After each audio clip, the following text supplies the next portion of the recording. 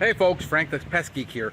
We're doing a couple of series on impossible landscapes to maintain. Now we as pest control professionals, chemical doesn't make the grass look green. What makes the grass look green really is cultural care, the right plant in the right place, the right growing environment, the right amount of irrigation, the right mowing frequency, the right mowing height, and a sharp blade. So these are 5 things that every landscape needs to be, every lawn needs to be and grow successfully. I'm going to show you this lawn where we're having serious trouble. I've been doing this house for almost 15 years and we've never been able to fix these issues. Let me check this out. Check out the beautiful lawn. This home we've been doing for almost 15 years now, and it's gone through 2 owners, and it is surrounded by about 30 something palm trees, lakefront property, very exclusive, and it's beautiful.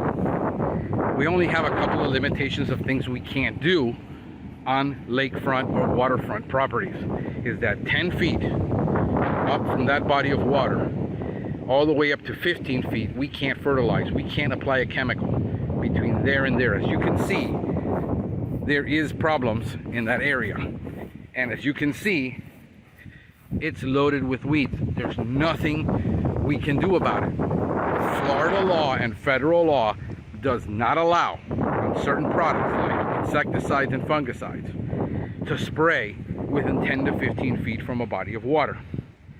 And certain products will have 170 to 100 feet. Now we can get it. Now the other problem is it's being scalped. The landscaper continues to scalp it, cutting this lawn at 1 inch to 1.5. It needs to be cut at 3 inches. We've been struggling this for almost 2 decades, a decade and a half since I've been doing this lawn, convincing a landscaper to mow it higher. He's scalping it. Look at this. This is being scalped, and therefore it's mowed too short because he wants it to look like a golf course. He wants it to look and last because he only comes every 2 weeks. Now remember, you got to be able to do 2 things: the right plant in the right place, the right mowing frequency. Ideally, you want to mow this weekly. You want to mow it with a sharp blade. You want to mow it at 3 to 4 inches, okay? And you got to make sure that everything irrigation wise is working properly. This thing has a slope on it, so we have to irrigate it at different intervals in different areas, and some areas are together. Here's the other problem that we have with this property over here. We're right over near Miami International Airport, so planes are flying over us continuously.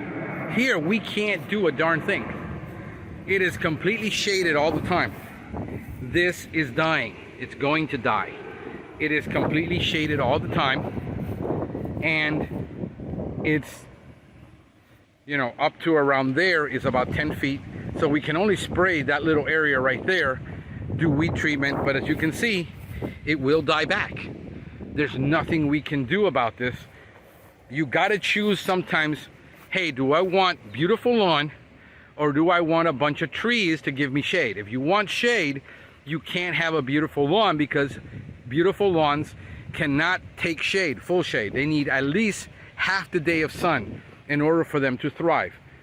Here you're gonna see loaded with weeds, and there's nothing we can do about it. So even if you've got a $10 million home and you got it near a body of water and you've got a lawn, you're gonna have to live with that imperfection every day of your life. Hey, I hope this video has been helpful to you. If it has, do me a favor, give it a thumbs up, subscribe to the channel below, and share it with your friends. This is Frank the Pest Geek wishing you a pestacular day.